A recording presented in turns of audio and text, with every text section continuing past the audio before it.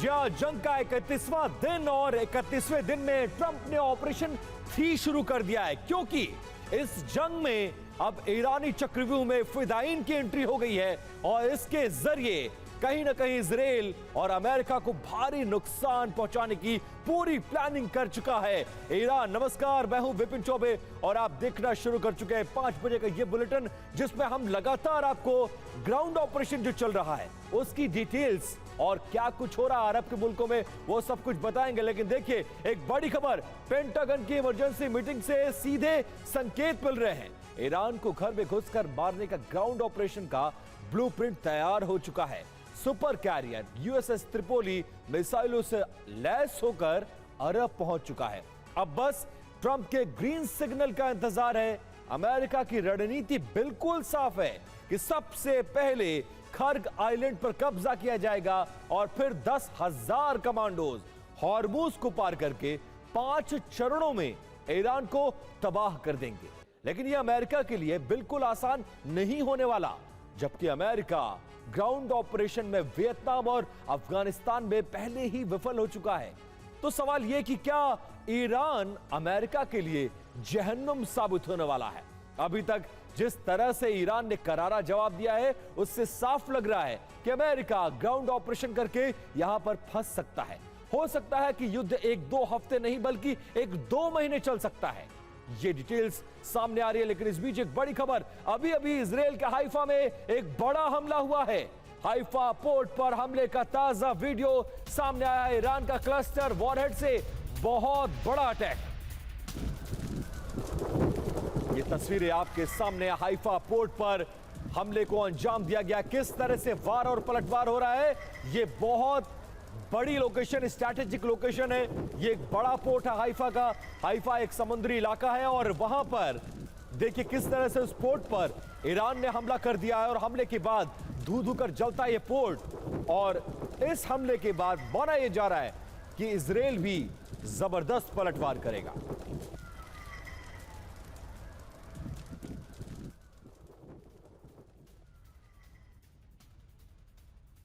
और एक और बड़ी खबर, हाइफा पर हमले का एक और वीडियो सामने आया है। ईरान ने रिफाइनरी को टारगेट किया है। हाइफा रिफाइनरी से उठ रहा है धुआं। ये देखिए,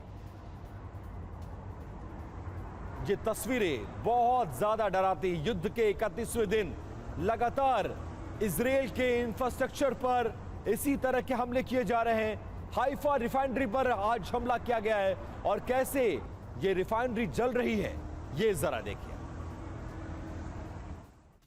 और ईरान का हाइफा का पावर प्लांट उड़ा दिया गया है। पावर प्लांट पर बैलिस्टिक मिसाइलों से अटैक किया गया। 828 मेगावाट क्षमता का यह पावर प्लांट तबाह हो गया है। इजराइल की आधी आबादी अंधेरे में डूब जाएगी इस हमले के बाद। और यह बहुत बड़ा हमला, लगभग 828 मेगावाट बिजली का उत्पादन इस पावर प्लांट से होता है। और उस पावर प्लांट पे ईरान ने कैसे हमला किया है और हमले के बाद ये हाइफा का पावर प्लांट कैसे जल रहा है, जरा ये तस्वीर देखिए।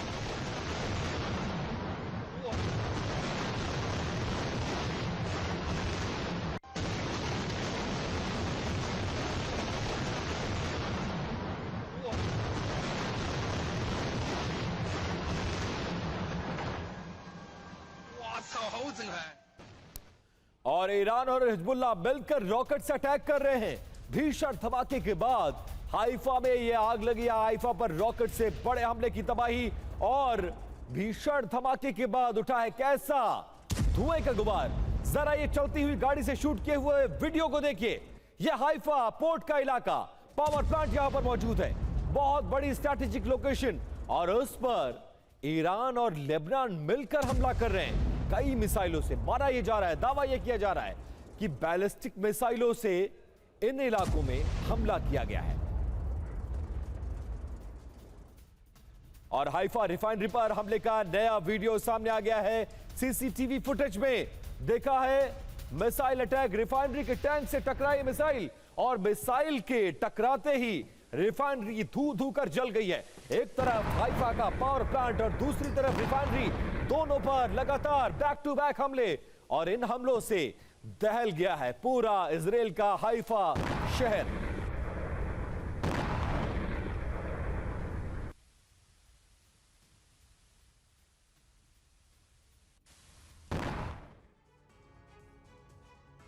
और कुछ ग्राफिक्स, कुछ डिटेल्स के जरिए इसको डिकोड करने की कोशिश करते हैं कि ट्रंप के 3 टारगेट क्या हैं इस युद्ध में, और खासकर 31वें दिन युद्ध में प्रवेश करने के बाद ईरान में ग्राउंड ऑपरेशन। टारगेट 1 क्या है? परमाणु सेंटर यूरेनियम पर कब्जा करना। इस्फहान, फोर्दो, कोम, नतांज, यहां पर कब्जा करना चाहता है अमेरिका। टारगेट 2 क्या है और उसकी वजह भी बताएंगे। खर्क पर नियंत्रण और ईरान का सबसे बड़ा तेल निर्यात हब पर कब्जा कर लेना। टारगेट 3 है और इसकी वजह भी जानिएगा। हॉर्मुज पर कंट्रोल करना, यहीं से दुनिया का 20% ईंधन गुजरता है और युद्ध के बाद से ईरान ने इस रूट को बंद कर दिया है, इसीलिए खर्क से लेकर हॉर्मुज तक कब्जा करना चाहता है अमेरिका। और देखिए 2 खास मेहमान हमारे साथ जुड़ चुके हैं। हमारे साथ मुकेश कौशिक और ब्रिगेडियर खन्ना जुड़ चुके हैं। ब्रिगेडियर खन्ना, सबसे पहले आपके पास आऊंगा। युद्ध का 31वां दिन, 31वें दिन अमेरिका ग्राउंड फोर्सेस को लगातार बढ़ा रहा है, उतारने की कोशिश कर रहा है, और इस बीच जो इजराइल से खबरें आ रही हैं, रिफाइनरी से लेकर पावर प्लांट पर इस तरह के हमले, किस तरफ जा रहा है यह पूरा युद्ध, और कहीं से भी कोई गुंजाइश आपको लग रहा है कि इतनी मध्यस्थता, इतनी सीजफायर, उसका कोई असर इस युद्ध पर नजर आ रहा है आपको? Naveen, thank you for inviting me to the Vipin, sorry. Thank you for inviting me to the show.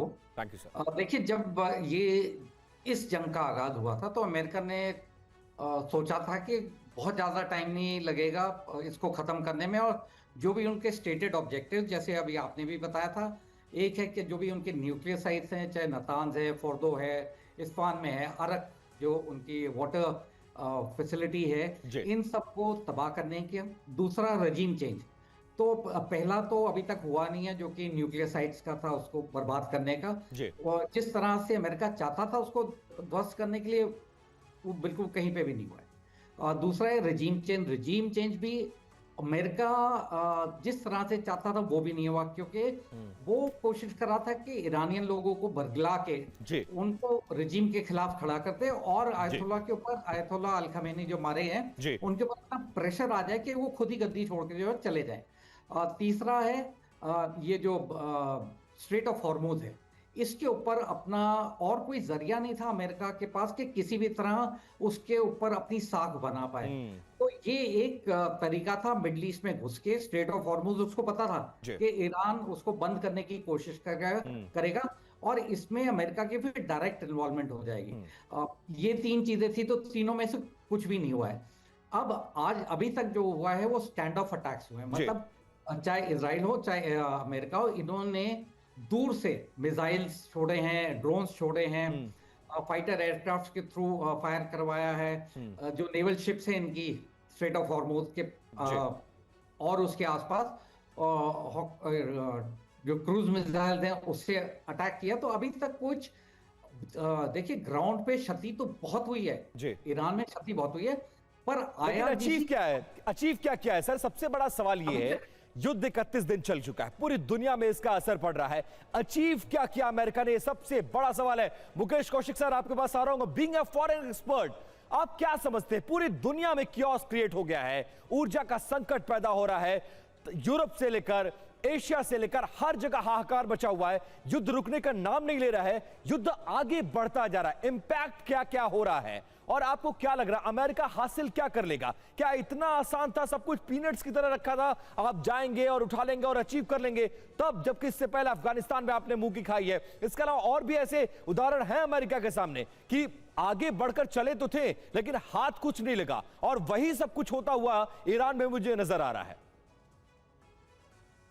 Vipin, मूर्खताओं की 2 विशेषताएं होती हैं। एक तो ये कि मूर्खता का कोई अंत नहीं होता, और मूर्खता की कोई इंतहा नहीं होती। और अगर इन दोनों कसौटियों पर देखें तो जो ब्लाइंड वॉर और ब्लाइंड फ्यूरी अमेरिका ने शुरू की ईरान के ऊपर, उसका जो नतीजा दिख सकता है वो अब आप सबके सामने है।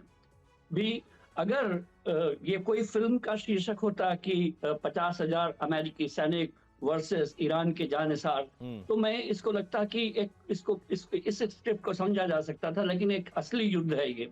और इस असली युद्ध में अगर अमेरिका ने 50,000 सैनिक भेजने की, ग्राउंड ट्रूप्स भेजने की पहल की है या सोचा भी है, तो उसके नतीजे हमको देख लेने चाहिए। पहला ये कि वो 50,000 सैनिकों से ईरान पर कब्जा नहीं कर सकता। और अगर उसने ऐसा सोचा है तो उसके मकसद कुछ और रहे होंगे। बी, ईरान पर 50,000 आप ईरान पर बम बरसाकर उसको डैमेज तो कर सकते हैं जी। लेकिन उसको कंट्रोल करने के लिए आपको फर्मली नंबर चाहिए और उस कंट्रोल के लिए जमीनी नियंत्रण चाहिए। एग्जैक्टली। लेकिन अगर ये दोनों फेल हो गए तो डैमेज कंट्रोल आप नहीं कर पाएंगे। इस बात का एहसास हो गया है, शायद इसीलिए American president sir safe exit तलाश रहे हैं जो उनको मिलता नजर नहीं आ रहा। लौटूंगा सर आपके पास, करूंगा चर्चा, लेकिन इस बीच एक बड़ी खबर, इस्फहान पर एक बार फिर से हमला कर दिया गया है। कई जगहों पर धमाकों की खबरें और तस्वीरें सामने आ रही है। इस्फहान यूनिवर्सिटी पर भी देखिए, शिक्षण संस्थानों पर भी हमले किए जा रहे हैं। इस्फहान में यूरेनियम कन्वर्जन प्लांट है, उसको टारगेट किया जा रहा है और यूनिवर्सिटी भी इसके चपेट में है। यह तस्वीर देखिए, भीषण हमला इस्फहान में। एक और शहर जहां पर यूरेनियम कन्वर्जन प्लांट है उसको निशाना बनाया गया है और किस तरीके से इस्फहान पर कहर बरपाया जा रहा है वो तस्वीरें भी आपके सामने। और देखिए, इस्फहान में हमले का एक और वीडियो सामने आ गया। अटैक के बाद आसमान में धुएं का गुबार नजर आया। एयर अटैक से बड़े नुकसान की आशंका है। जरा ये देखिए, पूरा आसमान काले धुएं से भर गया है। और ये आजकल ईरान में भी नई बात नहीं है, इजराइल में भी नई बात नहीं है। दोनों एक दूसरे के इंफ्रास्ट्रक्चर पर इसी तरह के हमले कर रहे हैं और इसमें बड़ा नुकसान हो रहा है। और ये इस्फहान की बिल्कुल ताजा तस्वीरें। और ईरान के मिसाइल अटैक की एक और लहर सामने आई है। डिमोना का आसमान में दिखी है मिसाइलें। मिसाइलों को डिफेंस सिस्टम ने हवा में ही रोक दिया। ये जरा देखिए, ये कलाबाजी करती हुई मिसाइलें हैं जो डिमोना की तरफ आगे बढ़ी थी। डिमोना वही शहर है जहां पर न्यूक्लियर पावर प्लांट्स है और उनको निशाना बनाकर किस तरीके से ईरान ने हमला किया और इजरायली एयर डिफेंस सिस्टम ने ईरान की तरफ से आई इन मिसाइलों को कैसे हवा में निष्क्रिय किया है, जरा उसकी तस्वीरें देखिए।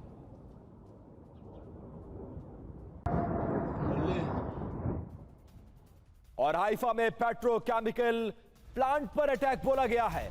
मिसाइल अटैक से कई टैंकों में आग लग गई है और प्लांट के टैंक की आग को बुझाने की कोशिश लगातार जारी है। ये देखिए, मिसाइल अटैक से कई टैंकों में, कई रिफाइनरीज में, ये पेट्रोकेमिकल प्लांट है जहां पर हमला किया। ये हाइफा से आज तीसरी बड़ी तस्वीर, रिफाइनरी में पेट्रोकेमिकल प्लांट पर और इसके अलावा बड़े पावर प्लांट्स पर भी हमला किया गया है।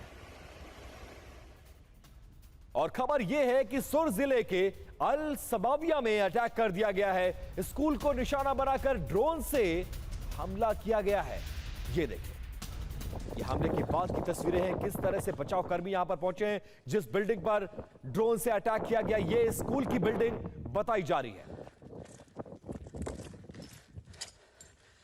तो युद्ध में भी, जंग के भी कई नियम होते हैं, लेकिन इस जंग में शुरुआत से ये नियम टूटते नजर आ रहे हैं। अस्पतालों पर हमले, स्कूल पे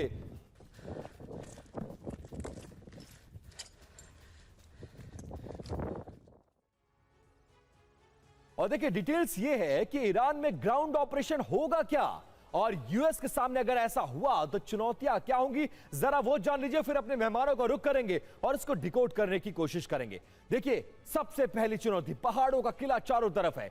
ईरान का 50 से 60% टैंक्स, भारी गाड़ियों और आपूर्ति पहुंचाना हिस्सा पहाड़ का घुसना, इसको तोड़कर घुसना बहुत मुश्किल है और बहुत कठिन माना जा रहा है। अब ये दलदल वाला युद्ध भी कहा जा रहा है क्योंकि ईरान का रकबा इराक से लेकर वियतनाम और अफगानिस्तान जैसा लगभग 4 गुना बड़ा है।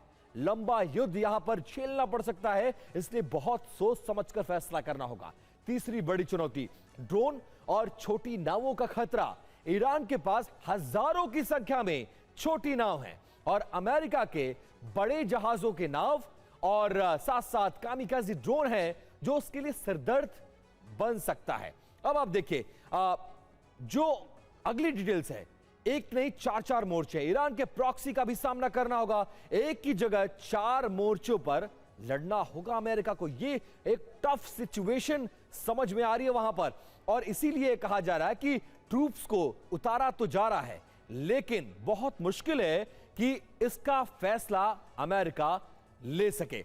देखिए, और क्या है, अमेरिका घरेलू टेंशन में है क्योंकि अमेरिकी जनता अब नए युद्ध को नहीं झेलना चाहती। इसीलिए अगर ग्राउंड ऑपरेशन छिड़ा तो ट्रंप पर और ज्यादा दबाव बढ़ेगा। यह कहा जा रहा है, क्या अमेरिका आज की तारीख में ग्राउंड ऑपरेशन करेगा? यह सबसे बड़ा सवाल है और इसको लेकर चर्चा करते हैं। ब्रिगेडियर संजय खन्ना हमारे साथ जुड़े हुए हैं। संजय सर, क्या लग रहा है आपको, जो पास्ट एक्सपीरियंस है अमेरिका का, उसके बाद क्या एक और बेवकूफी भरा फैसला इसको नहीं कहा जाएगा अगर ऐसा हुआ? और ऐसा होता है, पहले से अमेरिका अपने घर में दबाव महसूस कर रहे हैं डोनाल्ड ट्रंप, ये फैसला करने के बाद कितना दबाव बढ़ेगा? और क्या आपको लग रहा है इतना आसान होगा डोनाल्ड ट्रंप को कि ईरान की जमीन पर अमेरिकी सैनिकों को उतारा जाएगा? देखिए, अमेरिका के लिए तो करो और मरो की सिचुएशन आई पड़ी है। अगर वो करता है, मतलब बूट्स ऑन ग्राउंड डालता है, तो उसके लिए मुसीबत, और नहीं करता है तो भी मुसीबत, क्योंकि जो स्टेटेड ऑब्जेक्टिव लेके ट्रंप चले थे वो अचीव नहीं हुए। उन्होंने फालतू में अपनी फौज को, नेवल जो उनके पार है, एयर पार है, उसको पूरा मिडिल ईस्ट में जो है डिप्लॉय करके अरबों खरबों रुपए का जो है खर्चा हो रहा है, हम सबको पता है। जी। तो ये तो दोनों तरफ से ये फंसे पड़े हैं। अगर हम बात करते हैं कि बूट्स ऑन ग्राउंड, तो बूट्स ऑन ग्राउंड उतना ही होगा जहां पे स्पेशल ऑपरेशंस करके जो है कुछ मेरी जो समझ में आता है, एक तो जो न्यूक्लियर साइट्स है उनको ये दूर से तबाह नहीं कर पाए हैं, अब हो सकता है कि ग्राउंड फोर्सेस के थ्रू कुछ कार्रवाई करें। दूसरा, इजराइल और अमेरिका की जितनी भी इंटेलिजेंस एजेंसीज है, सर्विलेंस सिस्टम्स हैं, ये लगे हुए हैं टोमे के जो 440 ग्राम का जो है इनके पास एनरिच यूरेनियम पड़ा है, वो कहाँ है? क्योंकि अगर वो भी अमेरिका और इजराइल की स्पेशल फोर्सेस ने साथ में मिलके उसको निकाल लिया किसी तरह से, तो ये अमेरिका के लिए बहुत बड़ी जीत है, क्योंकि उस चीज को फिर से डेवलप करने में टाइम लगेगा ईरान को, और तब तक इकोनॉमिक सैंक्शन इस तरह से लगा दिए जाएंगे कि ईरान के पास कोई और जरिया नहीं होगा कि नेगोशिएटिंग टेबल पे आके स्पेशली अपना जो उनका न्यूक्लियर प्रोग्राम है उसको बंद करने के लिए। बिल्कुल ठीक, लेकिन ईरान भी नहीं करेगा। दोनों के लिए करो या मरो की स्थिति है सर, और शायद इसीलिए है कि 31 दिन की जंग को झेलने के बाद, तमाम बड़े चेहरों के मरने के बाद भी किसी तरह से ईरान ये शो नहीं कर रहा कि वो घुटनों के बल आएगा, और अमेरिका इसी बात का इंतजार कर रहा है। लौटूंगा सर आपके पास, एक बड़ी खबर आ रही है। देखिए, दक्षिण लेबनान में ग्राउंड ऑपरेशन तेज हो गया है। बेंजामिन नेतन्याहू का आईडीएफ को साफ आदेश कि लिटानी नदी तक बफर जोन बनाया जाए। इजरायल की सीमा से 30 किलोमीटर तक कब्जा करने के आदेश दे दिए गए। जंग के 3 मोर्चे पर इजरायल लड़ रहा है, और देखिए ऑलरेडी गाजा को लगभग बराबर कर चुका है इजरायल। लेबनान में ग्राउंड ऑपरेशन का अनुमति आदेश जारी कर दिया गया। आईडीएफ को कहा गया घुस कर मारो और 30 किलोमीटर तक कब्जा करना है। ये तस्वीरें दक्षिण लेबनान की, जहां पर इजरायली मिसाइलें इस तरह से हमले को अंजाम दे रही है। और खबर यह कि हनाविया शहर पर आईडीएफ की स्ट्राइक जारी है। हवाई हमलों के बाद भीषण आग लग गई है। राहत और बचाव कार्य के लिए मौके पर देखिए किस तरह से टीम्स पहुंची है, और हनाविया शहर पर इजरायल की आईडीएफ ने यह एयर स्ट्राइक किया है, और कैसी तबाही इस शहर में देखी गई है। जरा ये देखिए, पूरा आसमान धूल, धुआं और आग से भर गया है। सुरक्षाकर्मी आग को बुझाने में जुटे हुए हैं, और कई लोगों के मरने की खबर भी इस हमले के बाद आ रही है। और इस तरह की एयर स्ट्राइक के बाद लेबनान मीडिया ने बड़ा दावा कर दिया है, इजरायल की हवानिया में 2 बार स्ट्राइक हुई है। इजरायल ने 2 घरों को इस स्ट्राइक में निशाना बनाया है, और हमले में जिसका मैं जिक्र कर रहा था, एक शख्स की मौत रिपोर्ट किया गया, जबकि एक शख्स घायल बताया जा रहा है। जबकि जो तस्वीरें आ रही हैं, जिस तरह का हमला था, उसको देखकर नहीं लगता कि कैजुअलिटी सिर्फ 1 से 2 लोगों की होगी। हालांकि लेबनानी मीडिया के हवाले से यह एक बड़ी खबर।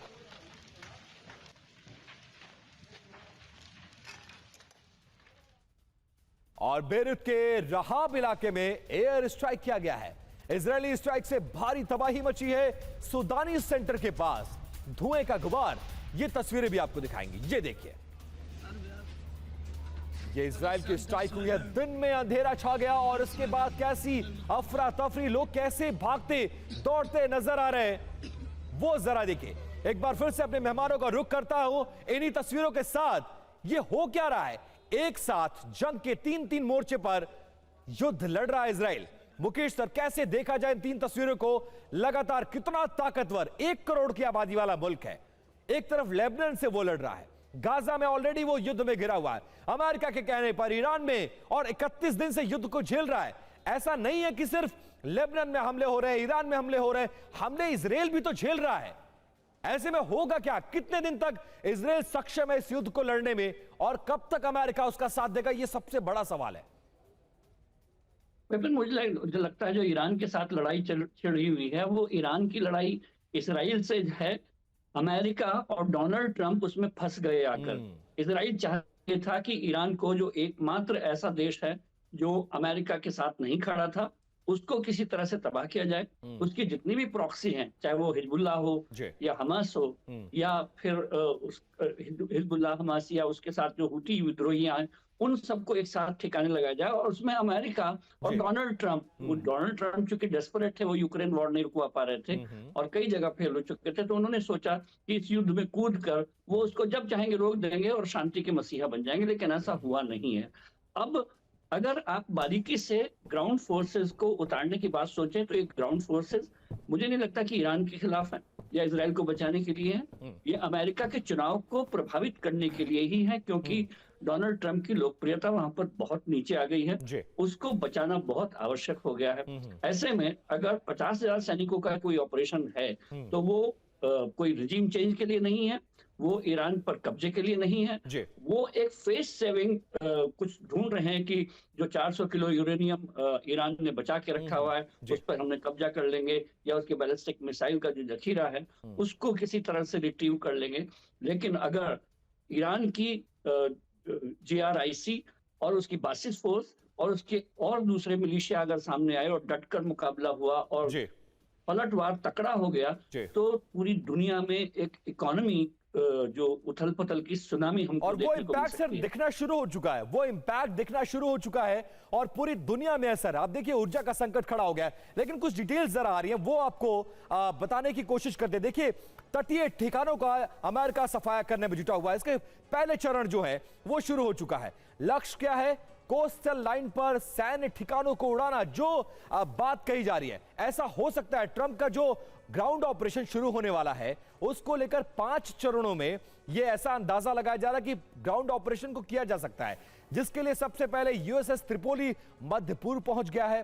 पहले चरण में ईरान कोस्टल लाइन पर मौजूद सैन्य ठिकाने तबाह किए जाएंगे, ये पूरी तैयारी है। दूसरा क्या होगा? इसके लिए एंटी शिप मिसाइल, सी ड्रोन का इस्तेमाल किया जा सकता है और साथ साथ दूसरे चरण में फारस के द्वीपों का ईरान से कनेक्शन काटा जाएगा, यह भी तैयारी है। अब लक्ष्य क्या है? सभी रणनीतिक द्वीपों का कनेक्शन आपस में काट देना दूसरे चरण में, जिसके बाद तीसरे चरण में हॉर्मुज स्ट्रेट में लगी सी माइंस हटाई जाएंगी, जो इतना आसान नहीं होगा। लक्ष्य क्या होगा? समुद्री मार्ग को सुरक्षित करना, खर्ग से लेकर हॉर्मुज को अपने कब्जे में लेना, और इसके लिए ब्रिटेन से माइंस ब्रेकर शिप पहुंच रहा है जो ऑपरेशन शुरू करने वाला है। और साथ साथ चौथे चरण में खर्ग समेत दूसरे द्वीपों पर कब्जा करने की तैयारी है और इसके लिए मरीन कमांडोज को उतारा जाएगा, जबकि 5वें चरण में खर्ग से ईरान में कमांडोज को उतारा जाएगा जो हेलीकॉप्टर या पैराशूट से ईरान में घुसेंगे और तबाही मचाने की पूरी कोशिश करेंगे। संजय सर, लौटता हूं आपके पास। ये जो पूरा प्लान करके रखा है, क्या हम इस तरह से कर लेंगे और ऐसे ऐसे ऐसे फेज वाइज हम कब्जा कर लेंगे, क्या ये इतना आसान है? आसान तो ये भी समझकर इस युद्ध में उतरा गया था कि हम 5 दिन में 7 दिन में ईरान को घुटनों पर लाएंगे। 31 दिन बीत चुके हैं, कितनी भी प्लानिंग कर ली जाए ईरान उतना कमजोर नहीं है जितना दिख रहा है। दोनों के पॉलिटिकल एम्बिशंस हैं, एक तरफ ट्रंप है जो इतिहास बनाना चाहते हैं और दूसरी तरफ इजराइल के चुनाव और वहां की प्राइम मिनिस्टर की कुर्सी, उसके चक्कर में इतना बड़ा युद्ध। और क्या जितनी प्लानिंग की जा रही है, आपको लगता है इंप्लीमेंटेशन इतना आसान होगा जैसा दिख रहा है? बिल्कुल भी नहीं। It is going to be, क्योंकि वॉर नहीं होगी जो ईरान के अंदर अगर मरीन कमांडोज प्लस जो 82 एयरबोर्न डिवीजन के जो ट्रुप्स हैं, इनको अगर वहां पे उतारा गया, और अगर उतारा गया, जो उनके स्टेटेड ऑब्जेक्टिव हैं, जितना जल्दी वो उनको खत्म करके वो वहां से वापस निकल जाएंगे। अगर वो वहां डिप्लॉय किसी भी वजह से हुए तो इनके लिए बहुत बहुत ज्यादा दिक्कत होगी। बॉडी काउंट्स बहुत बढ़ जाएंगे, जो कि अमेरिकन पॉपुलेशन को बिल्कुल भी मंजूर नहीं है। तो ऑपरेशंस तो महीनों तक नहीं चलेंगे, हो सकता है 1 हफ्ता 10 दिन तक करके उसके बाद ये जितने भी डिप्लॉय करें, 10 के 10,000 करें या नहीं करें, वो ट्रंप और उनके जो मिलिट्री कमांडर है उनकी इच्छा है। पर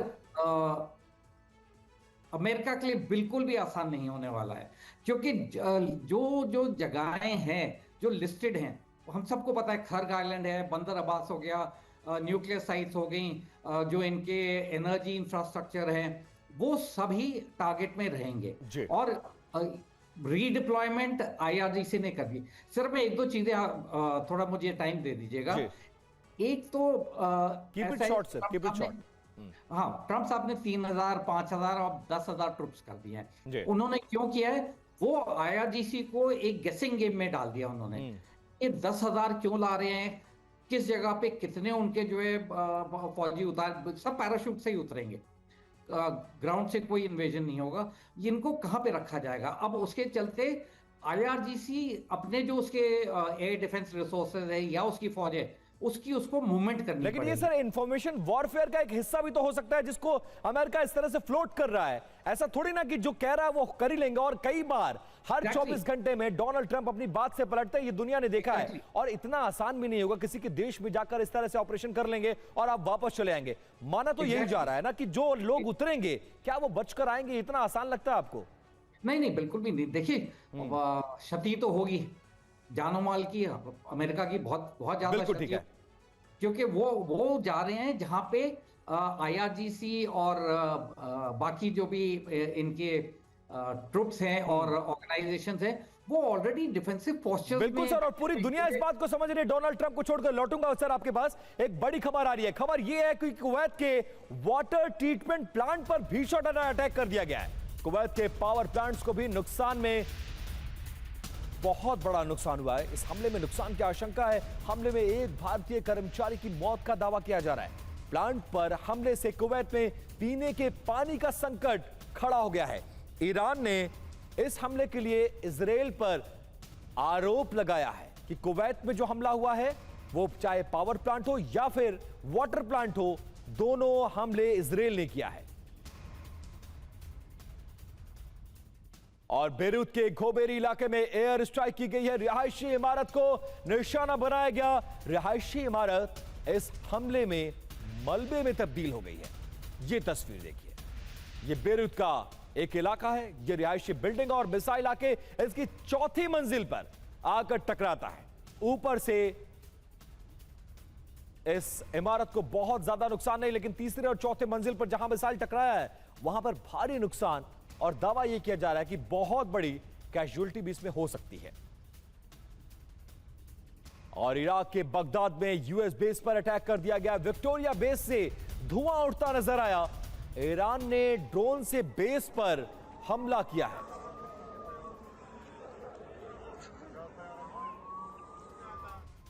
और यमन के तेज में ईरान के विरोध में रैली निकाली गई। सऊदी अरब पर ईरानी हमले का विरोध किया जा रहा है। मारिब शहर में ईरान का विरोध हो रहा है। ये देखिए, जिस तरह से मिडिल ईस्ट के देशों पर ईरान हमले कर रहा है, उसके बाद सऊदी अरब पर हमला, मिडिल ईस्ट के तमाम देशों पर हमला। मारिब शहर में ईरान के खिलाफ यह विरोध प्रदर्शन कि लड़ाई इजराइल और अमेरिका से है, इसलिए पड़ोसियों पर हमला ना किया जाए। यमन में ईरान के विरोध में यह बहुत बड़ी विशाल रैली निकाली गई। और खबर यह सामने आ रही है कि तेहरान में अभी अभी बहुत बड़ा हमला किया गया। एक के बाद एक कई एयर स्ट्राइक को करने की खबर सामने आ रही है। तेहरान के आसमान में धुएं का गुबार नजर आया। एयर स्ट्राइक में बड़े नुकसान की आशंका व्यक्त की गई है।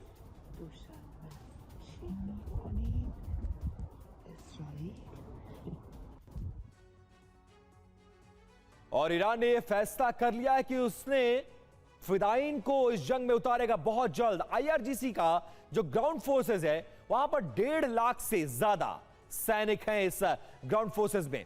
वहीं बासिस फोर्स की बात करें तो उसके पास 1 लाख से अधिक सक्रिय सैनिक यहां पर मौजूद हैं।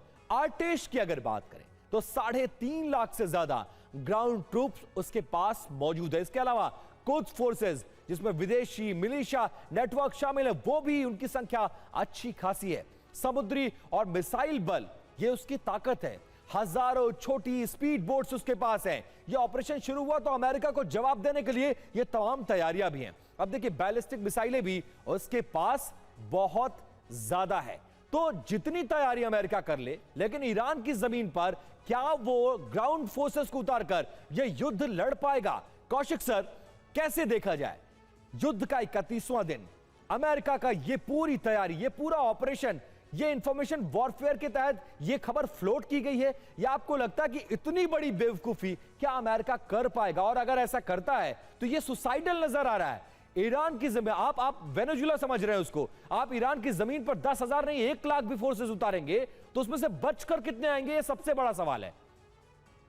विपिन, जैसा कि मैंने पहले भी कहा था कि मूर्खताओं को कोई अंत और इंतहा नहीं होती, लेकिन अगर अमेरिका ने सोच समझकर ये खबरें फ्लोट की हैं तो मुझे लगता है उसका दूसरा कोई हेतु हो सकता है जो कहा जा रहा है उससे अलग कुछ होने वाला है। जैसे कि अमेरिका चाहता ये है कि ईरान काउंटर अटैक करने के बजाय, इजराइल पर अटैक करने के बजाय, या मिडिल ईस्ट में अपना पूरा कहर बरपाने के बजाय, हॉर्मुज पर लड़ने के बजाय सेल्फ डिफेंस में आ जाए और वो ऐसी ऐसी जगहों की तलाश करने लगे कि जहां अमेरिका की ग्राउंड फोर्सेस उतर सकती हैं। उन इलाकों को कैसे बचाया जा सकता है, हम लोग अपने परमाणु इंस्टॉलेशन को, बैलिस्टिक मिसाइल इंस्टॉलेशंस को कैसे बचा सकते हैं।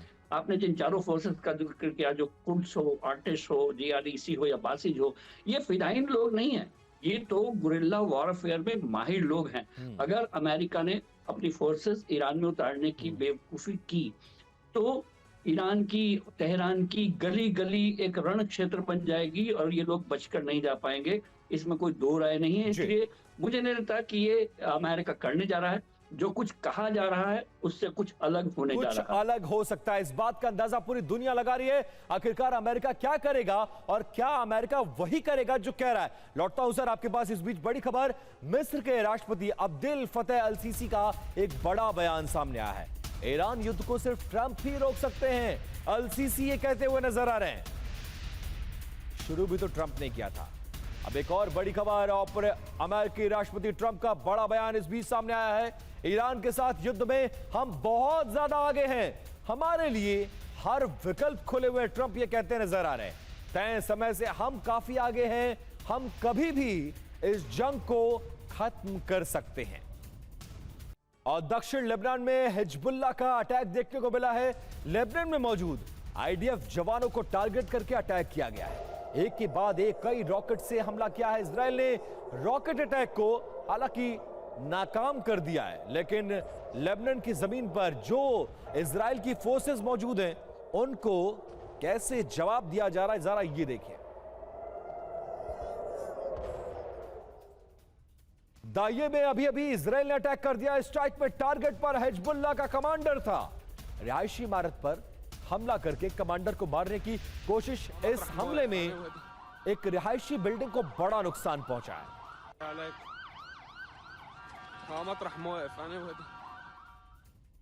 और हिजबुल्लाह के ठिकानों पर IDF की रेड जारी है। एंटी टैंक मिसाइलों से हमला किया जा रहा है। एंटी टैंक मिसाइलों का डिपो तबाह कर दिया गया है। IDF की यूनिट का लेबनान में यह एक्शन देखने को मिला है। अंडरग्राउंड टनल से हथियार बरामद हुए, ये देखिए। मिसाइल डिपो को कैसे तबाह किया गया और मौके पर कैसे बड़े बड़े हथियार मिल रहे हैं। यह अंडरग्राउंड टनल पर IDF ने हमला किया है।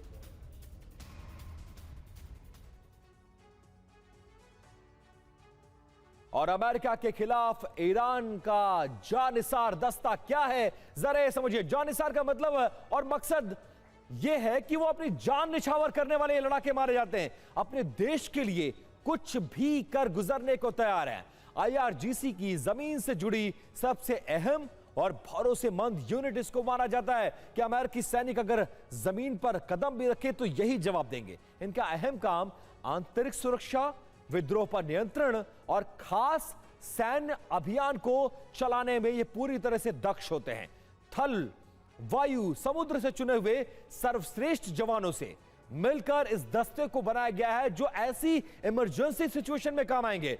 सीरिया जैसे क्षेत्रीय संघर्षों में ईरान की ओर से लड़ने वाली ये फौज रही है, मतलब अमेरिका से लड़ने का पुराना अनुभव इनके पास है। ये यूनिट ईरान के सुप्रीम लीडर के सीधे नियंत्रण में काम करती है, इसीलिए माना जा रहा है कि अभी भी ग्राउंड पर ईरान बहुत ज्यादा मजबूत है। अमेरिका इस बात को शायद नहीं समझ रहा है, और अगर समझ रहा है तो ना समझने की भूल कर रहा है। मुकेश सर, ये पूरी दुनिया जो समझ रही है कि ईरान को आप ऊपर से मार सकते हैं, आप मिसाइलों से दहला सकते हैं, आप फाइटर जेट से दहला सकते हैं, आप बड़े बड़े युद्धपोतों को तैनात कर सकते हैं, यहां आपसे 19 पड़ेगा, लेकिन क्या इतना आसान होगा ईरान की जमीन पर इस कदर उतर कर आप ऑपरेशन करेंगे, जीत का ऐलान करेंगे और वापस चले आएंगे? इस बात की गंभीरता को, ईरान की ताकत को दुनिया समझ रही है। ट्रंप समझ रहे हैं या ना समझने का दिखावा कर रहे हैं? दरअसल डोनाल्ड ट्रंप के जितने भी बड़े बोले बयान हैं, उन्होंने कहा कि हमने 100% ईरान की मिलिट्री क्षमता को खत्म कर दिया है। पहले ही घंटे में जिसकी पूरी ईरान की पूरी लीडरशिप को आपने मार डाला हो, वो आज 31वें दिन भी आपको लोहा दे रही है, उसको काउंटर कर रही है। आप उससे युद्ध में जीत का दावा कर रहे हैं, आप उसको कह रहे हैं कि ईरान ने तो मुझे सुप्रीम लीडर तक बनने की बात कही। और इन सारे बयानों का एक ही निचोड़ है कि भले ही अमेरिका, इजराइल इस युद्ध में कितने ही आगे हों, लेकिन जो परसेप्शन है, जो बैटल ऑफ परसेप्शन है, इसमें अमेरिका, डोनाल्ड ट्रंप और इजराइल हार चुके हैं। वो अब एकदम खिसियाने हैं और उसको वो जीत में बदलने के लिए कोई फेस सेविंग डिवाइस ढूंढ रहे हैं, और वो अगर जल्दी मिल जाए तो बहुत अच्छा है, नहीं तो सिर्फ इन 2 देशों के लिए तो खराब होगा ही, पूरी दुनिया के लिए ये युद्ध बहुत खतरनाक होता जा रहा है। जी हाँ, पूरी दुनिया का इसका इंपैक्ट दिख रहा है और पूरी दुनिया में यही चर्चा कि आखिरकार इसका सेफ एग्जिट क्या होगा, कब रुकेगी ये जंग, क्योंकि इस जंग का असर दुनिया के तमाम मुल्कों पर पड़ रहा है। एक बड़ी खबर आ रही है खाड़ी देशों में ईरान हमलों में 31 लोगों की मौत का दावा। इजराइल में ईरानी हमलों से 18 लोगों की जान चली गई है। दोनों तरफ से ये खबरें, ईरानी हमलों से जो इजराइल में हमले किए गए वहां पर 18 लोगों की जान गई है, जबकि खाड़ी देशों में ईरानी हमलों में 31 लोगों की मौत की खबर सामने आई है। एक और बड़ी खबर, तेहरान में लड़ाकू विमानों की गर्जना से दहशत जैसा माहौल है। शहर में काफी नीचे तक उतर गए हैं लड़ाकू विमान। लड़ाकू विमानों का नीची उड़ान वाला जो दस्ता है, उससे दहशत जैसा माहौल है। रात 11:30 बजे लड़ाकू विमानों ने इस दहशत को फैलाया है और लोग दहशत के साए में जीने को मजबूर हैं। और इजराइल के हमलों से दहल गया है ईरान। तेहरान में कई इलाकों पर स्ट्राइक की गई है, अटैक किया जा रहा है। मेहराबाद हवाई अड्डे के पास एक बड़ा धमाका सुना गया है। ये तस्वीर देखिए,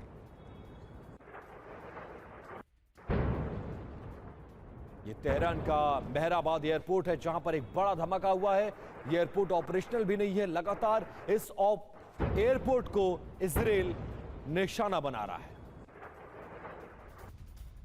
और तेहरान और कराच पर हवाई हमले जारी हैं। लड़ाकू विमानों ने भीषण बमबारी की है।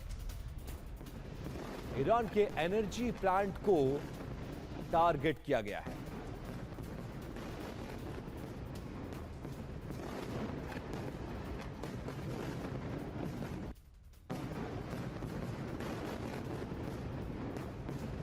अब देखिए, 2 ब्रेकिंग और 2 तस्वीरें आपके सामने।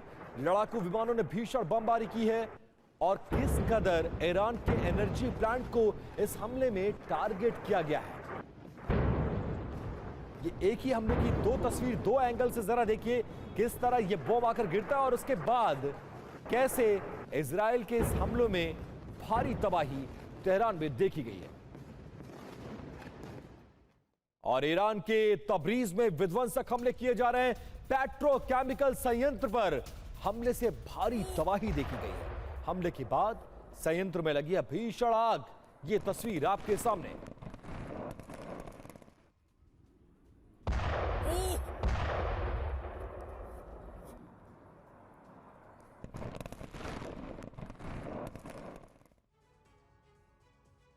और अब आपको बताते हैं कि अमेरिका के ग्राउंड ऑपरेशन के खिलाफ ईरान ने क्या क्या तैयारियां की हैं, जरा ये जान लीजिए। जहां फिदाइन दस्ता ईरान के पास है, अगर अमेरिका का ग्राउंड ऑपरेशन हुआ तो ये लोग जवाब देंगे। 10 लाख की फौज की भर्ती इस वक्त चल रही है, रिजर्व फोर्सेस को भी बुला लिया गया है और ताकत का एहसास 12 साल से कम उम्र के लड़के भी इस फौज में शामिल कर रहा है ईरान। और ये जानिसार दस्ता है, गुरिल्ला युद्ध पर फोकस कि अगर अमेरिकी ग्राउंड ऑपरेशन शुरू होता है तो अपनी जमीन पर कैसे मारा जाएगा।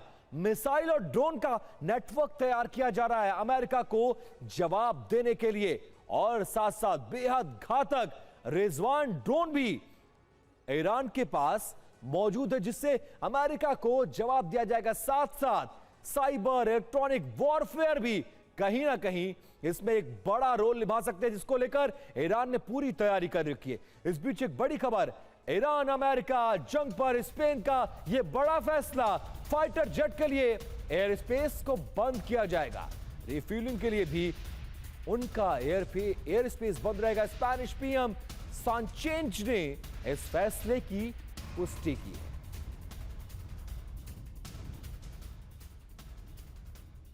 और देखिए एक और बड़ी खबर, ईरान के हैवी वाटर प्लांट को बड़ा नुकसान पहुंचा है। 27 मार्च के हमले में खोदा प्लांट को भारी नुकसान पहुंचा है। हमले के बाद हैवी वाटर प्लांट अब ऑपरेशनल नहीं है। ईरानी प्लांट में घोषित न्यूक्लियर सामग्री भी नहीं है। और बड़ी खबर, आईआरजीसी की मिसाइल साइट्स पर हमला किया गया। अमेरिका और इजराइल ने टारगेट किया है।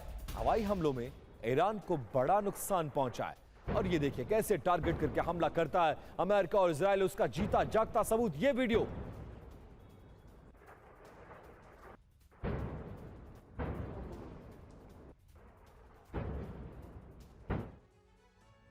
अब पूरी दुनिया यही सवाल पूछ रही है कि अगर अमेरिका ने ग्राउंड ऑपरेशन किया तो क्या होगा। सबसे पहले समझ लीजिए पहला डर क्या है। बड़ी संख्या में अमेरिकी सैनिक हताहत हो सकते हैं, जिसका अंदाजा लगाया जा रहा है, क्योंकि ईरान के पहाड़ी इलाकों में जंग लड़ना बहुत मुश्किल है, उससे अवेयर नहीं है सैनिक। दूसरा डर क्या है, ईरान के प्रॉक्सी भी ताबड़तोड़ हमले में लगेंगे लेबनान में जो मौजूद है, और ऐसे बहुत सारे प्रॉक्सीज हैं जिससे खाड़ी में जंग का एक और खतरा और विस्तार होने की पूरी संभावना व्यक्त की जा रही है। तीसरा डर क्या है, स्ट्रेट ऑफ हॉर्मुज पूरी तरह से बंद हो जाएगा, जो अभी थोड़ा बहुत चल भी रहा है। इसका इंपैक्ट यह होगा कि दुनिया भर में ऊर्जा का संकट और ज्यादा गंभीर रूप ले लेगा और अमेरिका पर दबाव बढ़ जाएगा। चौथा डर यह है कि ईरान में सत्ता परिवर्तन की जगह अराजकता फैल जाएगी, क्योंकि नए कट्टरपंथी गुट का उदय और सिविल वॉर की संभावना व्यक्त की जा रही है। पांचवा डर यह है कि अफगानिस्तान, इराक जैसा लंबा युद्ध चल सकता है, कई साल तक अमेरिका को यहां पर युद्ध लड़ना पड़ सकता है, जिससे अमेरिका जंग के चक्रव्यूह में और बुरी तरह से फंस जाएगा और कहीं ना कहीं उसके घर में दबाव डोनाल्ड ट्रंप पर बढ़ जाएगा। छठा डर यह है कि अरब देशों में भी ईरान तबाही मचा सकता है, जिससे मध्य पूर्व की जंगी आग विश्व युद्ध का रूप ले लेगी, क्योंकि ये अब इजराइल, अमेरिका और ईरान की लड़ाई नहीं बल्कि दुनिया की लड़ाई हो चुकी है। और ब्रिगेडियर खन्ना हमारे साथ है। संजय सर, कैसे देखा जाए इसको, इसके जो कॉम्प्लिकेशंस हैं वो पूरी दुनिया समझ रही है, डोनाल्ड ट्रंप समझने को तैयार नहीं है। क्या पीनट समझकर उतरे थे कि जाएंगे किसी बच्चे के हाथ से छीनेंगे और वापस लेकर आ जाएंगे। अमेरिका जिस मकसद से घुसा वो कोई भी मकसद 31 दिन के युद्ध में अचीव नहीं कर पाया है। अब वो अगर सेफ एग्जिट चाहे भी तो चाहे कैसे, और अगर एक्सपेंड किया तो इंपैक्ट तो पूरी दुनिया पर पड़ ही रहा है। विपिन, प्रोग्राम के स्टार्टिंग में मैंने यही कहा था कि ट्रंप के लिए अब ये करो या मरो की स्थिति हुई पड़ी है, क्योंकि जिन चीजों के लिए वो ईरान में घुसने की कोशिश कर रहे थे, उन तीनों में से कुछ भी नहीं है। ना रिजीम चेंज हुई है, ना उनके न्यूक्लियर इंफ्रास्ट्रक्चर पे कोई इस टाइप की तबाही हुई है, और स्ट्रेट ऑफ हॉर्मुज के ऊपर भी जो है उनका अभी तक कोई कब्जा नहीं बन पाया है। ये तीन चीज हो गई।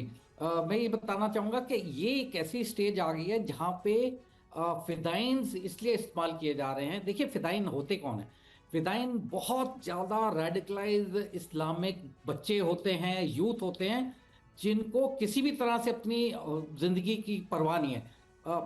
इंडियन आर्मी हमने नॉर्थ यहाँ JNK में ऑपरेट किया है, वहां पाकिस्तानी फिदाइंस भेजे जाते थे और वो फिदाइंस का बेसिक मकसद यही था कि मरो और मारो जी। तो जब इस टाइप का आप फिदाइंस को इस्तेमाल करेंगे तो अमेरिकन फोर्सेस की बहुत मुश्किल है, क्योंकि ये फिदाइन एक आम इंसान है, आम आदमी है, आप उसको पहचान ही नहीं सकते, उसके यहाँ नहीं लिखा है कि वो फिदाइन है। बिल्कुल, और वो तो मरना ही है सर, लेकिन उसका पूरा मोटिव इंटेंशन यही है कि हम अकेले तो जाएंगे लेकिन आपके 10, 20, 25, 50 लोगों को मार कर जाएंगे, और ये अमेरिका को समझना पड़ेगा, ये बड़ी बात है। इस बीच एक बड़ी खबर, IRGC का दावा कि ऑपरेशन 2 प्रॉमिस 4 की 27वीं लहर शुरू हो चुकी है। बेरशेवा में मिसाइल और ड्रोन अटैक की बरसात हो रही है। नेओट हवाब औद्योगिक क्षेत्र में सबसे ज्यादा बमबारी हुई है। नेगेव में मिलिट्री बेस पर यह हमला किया गया है। कब्जे वाले यरूशलेम और तेल अवीव में डिफेंस सिस्टम सेंटर पर यह हमला किया जा रहा है। और एक और बड़ी खबर, इजराइल के इलात पोर्ट पर हमला किया गया है। ईरान ने पोर्ट पर किया है मिसाइलों से अटैक। हमले में इलात पोर्ट पर बड़ी तबाही मच गई है।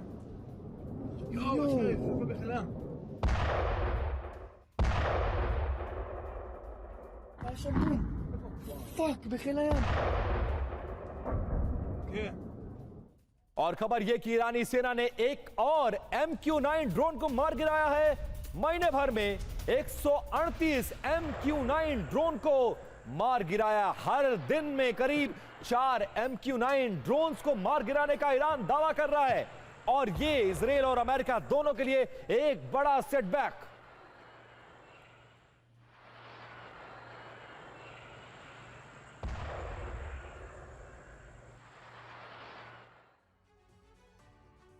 अब आपको बताते हैं कि अमेरिका में ग्राउंड ऑपरेशन को लेकर अमेरिका को डर क्या है, आखिर क्यों अब तक ट्रंप ने ईरान में ग्राउंड ऑपरेशन शुरू नहीं किया, और अमेरिका का पुराना जंगी अनुभव क्या कहता है, जरा वो जान लीजिए। वियतनाम का युद्ध, जो कि 1955 से 1975 के बीच गुरिल्ला युद्ध के आगे अमेरिका ने हार मान ली थी। 58,000 अमेरिकी सैनिकों को इस युद्ध में अपनी जान गंवाना पड़ा था। इराक का युद्ध 2003 से लेकर 2011 तक चला। शुरुआत में जल्द जीत और बाद में लंबा विद्रोह, ISIS जैसे संगठनों के पनपने की वजह यह जंग बनी अफगानिस्तान। यह युद्ध भी लगभग 20 साल चला, 2001 से लेकर 2021 तक। अरबों डॉलर अमेरिका ने खर्च कर लिया, लेकिन तालिबान को हटाया तो, लेकिन 20 साल बाद फिर वापस तालिबान सत्ता में लौट आया। अमेरिका को घुटने टेकने पड़े, वापस आना पड़ा। कोरिया का युद्ध का उदाहरण लीजिए, 1950 से लेकर 1953 तक चला। दक्षिण कोरिया को बचाया, लेकिन चीन की एंट्री से युद्ध रुका। इस युद्ध में अमेरिका की ना जीत हुई और ना हार। तो ये डिटेल रिपोर्ट और ये आंकड़े जो ये जाहिर कर रहा है कि इस युद्ध में अमेरिका कूद तो गया है, लेकिन अब फंस गया है।